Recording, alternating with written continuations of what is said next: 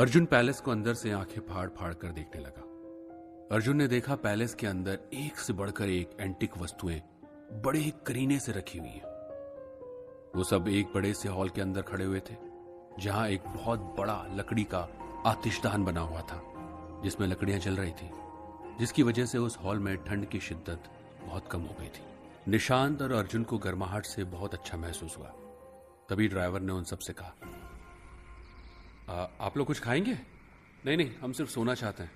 अच्छा, एक बात बताओ, इस पैलेस को जिस अंग्रेज ने बनाया था उसका नाम क्या बताया तुमने? साहब, नाम मायने नहीं रखता है, लेकिन फिर भी जितना मुझे पता है, इस पैलेस को एडवर्ड नाम के किसी सनकी अंग्रेज ने बनवाया था। आइए आप लोग मेरे साथ आइए, मैं आप सबको आपके कमरे दिखा देता हूँ। आप सब वैसे ही बहुत थके हुए हैं। ड्राइवर ने बिल्कुल सही कहा था। 3 घंटे की फ्लाइट और 6 घंटे के सफर ने उन सबको बहुत थका दिया था। उन सबकी आंखों में नींद समाई हुई थी। ड्राइवर उन सबको बालकनी की ओर ले गया, जहां लाइन से 3 कमरे बने हुए थे। ड्राइवर अर्जुन की ओर देख रहा था। साहब, सभी कमरों के अंदर भी आतिशदान जल रहे हैं। आपके आने से पहले भीमा ने सभी कमरों की अच्छे से सफाई कर दी थी। भीमा? ये भीमा कौन है? ये तो हमें नजर नहीं आया। वो यहीं पास के गांव में रहता है साहब, सुबह तक आ जाएगा। अब मैं भी चलता हूं साहब, कल दोपहर को आऊंगा आपसे मिलने। वैसे भी आप तो परसों से ही ड्यूटी ज्वाइन करने वाले हैं, है ना? तब तक थोड़ा आराम कीजिए, रेस्ट कीजिए, माहौल में थोड़ा रम जाइए साहब।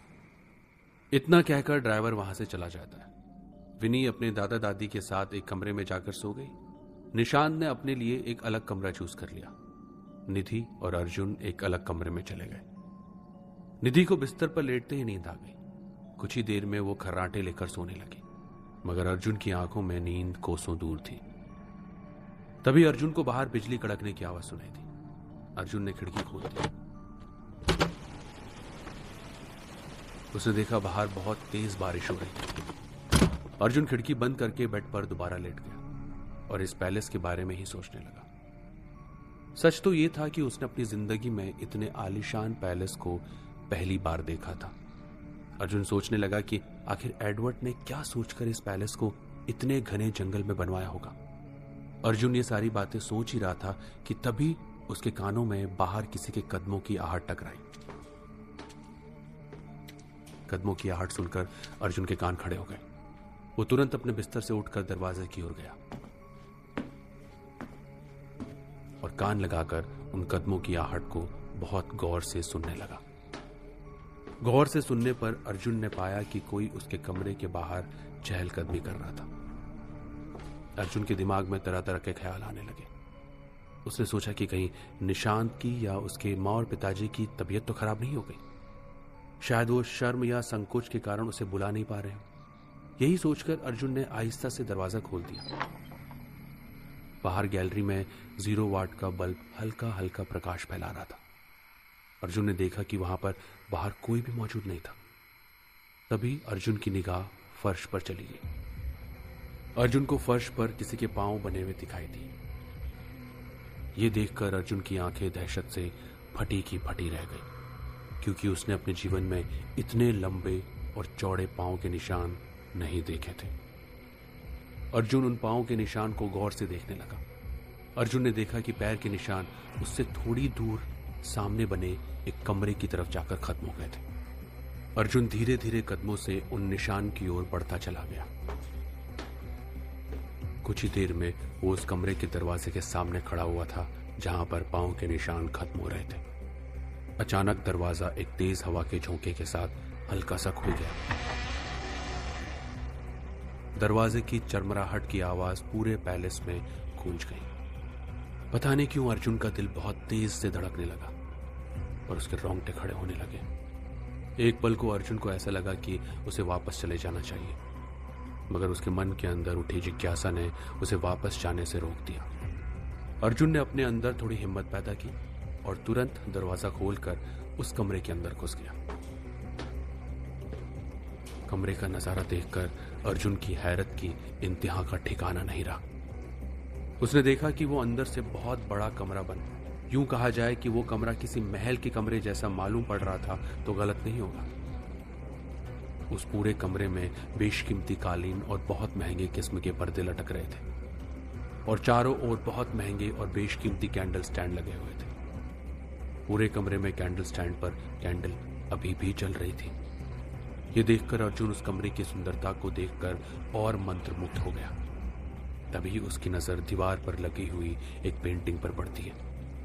अर्जुन धीरे धीरे कदमों से उस पेंटिंग के करीब आ गया और पेंटिंग को गौर से देखने लगा। उसने देखा कि पेंटिंग में एक बेहद सुंदर स्त्री की तस्वीर बनी हुई थी।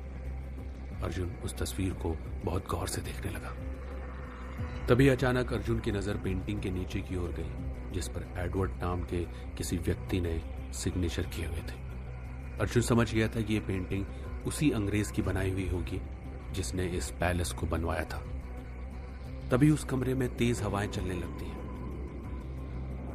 लेकिन इतनी तेज हवाएं चलने के बावजूद उस कमरे में जलती हुई एक भी कैंडल नहीं बुझती। अचानक अर्जुन को ऐसा महसूस हुआ जैसे कोई बहुत तेजी से उसके सामने से निकलकर चला गया हो। अर्जुन हक्का बक्का इधर उधर देखने लगता है। अर्जुन के रोंगटे खुद ब खुद खड़े होने लगे। उसे एक अनदेखी शक्ति का उस कमरे में एहसास होने लगा और यह एहसास उसे बहुत डरावना महसूस हो रहा था। अर्जुन बड़ी फुर्ती से उस कमरे से बाहर निकलने ही वाला था कि तभी उसके कानों में किसी स्त्री की खनखनाती हुई आवाज टकराई। कौन हो तुम और मेरे कमरे में क्या कर रहे हो? आवाज अर्जुन के पीछे से आई थी। उस आवाज को सुनकर अर्जुन के पैरों तले जमीन खिसक गई, क्योंकि कुछ सेकंड पहले अर्जुन ने चारों ओर उस कमरे का एक एक कोना देखा था, मगर उसे किसी भी इंसान का नामो निशान तक नजर नहीं आया था। अर्जुन ये सब सोच ही रहा था कि तभी उसके कानों में फिर से उसी स्त्री का स्वर टकराया। मैं तुमसे पूछ रही हूं, कौन हो तुम और मेरी इजाजत के बगैर इस कमरे में कैसे आए? अर्जुन ने बड़ी हिम्मत करके पीछे की ओर देखा तो उसके सामने एक बेहद सुंदर स्त्री खड़ी हुई थी। उसने काला लिबास पहना था और वो अर्जुन को देखकर लगातार मुस्कुराए जा रही थी। अर्जुन उस स्त्री की सुंदरता में खो सा गया। उसने अपने जीवन में कभी भी इतनी सुंदर स्त्री नहीं देखी थी। अर्जुन खुद को सम्मोहित सा होता हुआ महसूस करने लगा। अर्जुन ने हकलाती हुई आवाज में उस स्त्री की ओर देखा और कहा,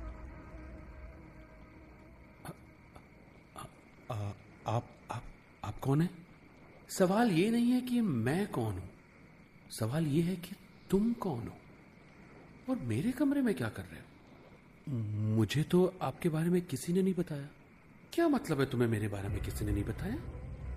अर्जुन ने एक ही सांस में उस स्त्री को सारी बातें बता दी कि वो एक फॉरेस्ट ऑफिसर है जो अपनी पत्नी, बेटे, अपने साले और माता पिता के साथ यहाँ पर आया है और सरकार ने उसे ये पैलेस रहने के लिए दिया है। अर्जुन की बात सुनकर वो स्त्री अर्जुन की ओर देखती हुई बोली, शायद मेरे बारे में बताना वो लोग भूल गए होंगे, लेकिन कोई बात नहीं। बरसों बाद मेरे कमरे में कोई इंसान आया है जिसे देखकर मुझे अच्छा लगा। चलो जाओ। उस सुंदर स्त्री की बात सुनकर अर्जुन उस कमरे से बाहर निकलने ही वाला था कि तभी उसके दिमाग में एक सवाल बिजली की रफ्तार से दौड़ गया। उसने तुरंत उस स्त्री की ओर देखकर कहा, जी मैंने आपके कमरे के बाहर किसी की चहलकदमी की आवाज सुनी। जब मैं बाहर आया तो फर्श पर अजीब से बहुत लंबे और चौड़े पैरों के निशान बने हुए थे और जब मैंने देखा तो वो आपके कमरे की तरफ आ रहे थे। अर्जुन की बात सुनकर वो स्त्री अर्जुन को बहुत गौर से देखती हुई बोली, देखिए आपको कोई गलतफहमी हुई होगी, मैंने तो ऐसे कोई निशान नहीं देखे। चलिए जाइए, अब आप जा सकते हैं। अर्जुन नीची नजरें करके उस कमरे से बाहर चला गया, मगर कमरे से बाहर निकलकर उसकी नजरें जैसे ही फर्श पर पड़ी तो अब वहां पर कोई निशान मौजूद नहीं थे। अर्जुन हैरत से धीरे धीरे कदमों से चलता हुआ अपने कमरे में जाकर आंखें बंद करके लेट गया और आंखें बंद करते ही अर्जुन की आंखों में उस सुंदर स्त्री का चेहरा घूम रहा था।